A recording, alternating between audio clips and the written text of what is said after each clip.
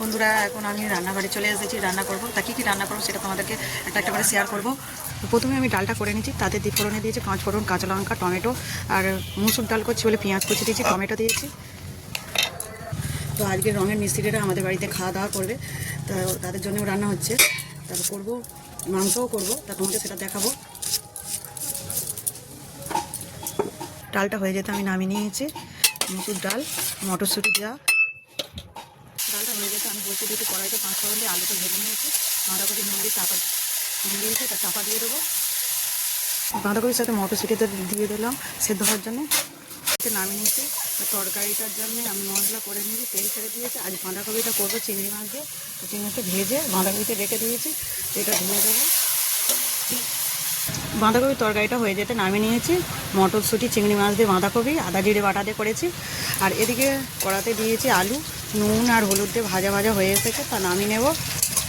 চিকেনের জন্য আলুটা ভালো করে ভেজে নিচ্ছি। আলুটা ভাজা হয়ে যেত, তাতে দিয়েছি পেঁয়াজটা একটু ভাজা ভাজা হয়ে গেছে, এতে দিয়ে দেবো বেটে রাখা রসুন। তো ভালো করে ভেজে নেব। রসুন পেঁয়াজ তো ভাজতে ভাজতে তোমাদেরকে দেখে নেবো মাংসটাকে। তো মাংসটাকে আমি সকালবেলায় মশলা মাখিয়ে রেখে দিয়েছি ম্যারিনেট করে, তেল, লঙ্কা, হলুদ, নুন দিয়ে ম্যারিনেটটা করেছি। রসুন পেঁয়াজটা ভাজা হয়ে যেতে দিয়ে দিচ্ছি ম্যারিনেট করা মাংস। ভালো করে এভাবে কষতে থাকবো। মাংসটা কষতে কষতে আমি এদিকে আদাটা বেটে নেব। মাংসটা প্রায় অনেকটাই কষা হয়ে এসেছে, তাই এতে দিয়ে দেবো বেটে রাখা আদা। ভালো করে কষে নেব। ভেজে রাখা আলুটাও দিয়ে দেবো।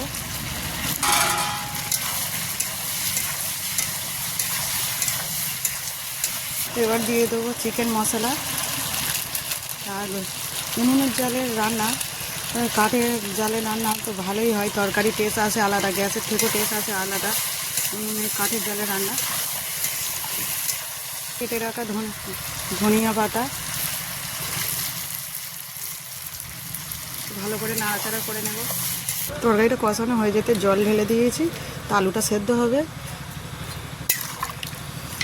চাপা দিয়ে দেবো। তো তরকারি শেষে আমি দিয়েছি বেটে রাখা গরম মশলা।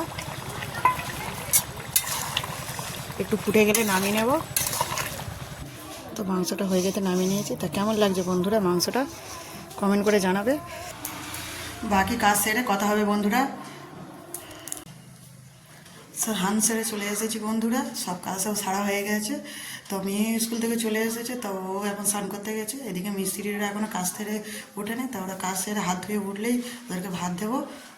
তো ওকে ভাত দিয়েছি, আগে খেতে দিয়েছি। তো ওকে ডাল দিয়ে আর চিংড়ি মাছ আর আলু তুলে দিয়েছে, যেহেতু বাঁধাকপি খাবে না, তা ওকে বাটি করে মাংস দিয়েছি। তো ও তুলে তুলে খাবে, বেশি ঝোল দিই না, বেশি ঝোল খাবে না।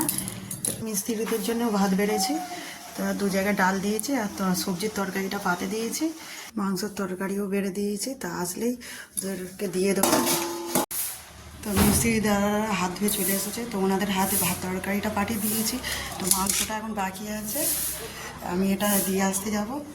চলো তোমরা আমার সাথে। তো ভাত দিয়ে চলে এসেছি। তাই যদি কিছু কম পড়ে দাদারে বলে এলাম যে তো দাদা তোমরা কিছু কম পড়লে, ভাত কম পড়লে যদি তা চাইবে, তো বললো ঠিক আছে চেয়ে নেবো। তো আমিও ভাত বেড়ে নিয়ে চলে এসেছি। দেখো সব সাজিয়ে গুছিয়ে নিয়ে চলে এসেছি, ডাল নিয়ে চলে এসেছি, আর মাংসের তরকারি গামলা নিয়ে চলে এসেছি। তা খাবো বলে। চড়িটা অসাধারণ হয়েছে খেতে। তা বন্ধুরা ভিডিওটা ভালো লাগলে একটা লাইক কমেন্ট অবশ্যই করবে। খাওয়ার পরে কথা হবে বন্ধুরা, টাটা।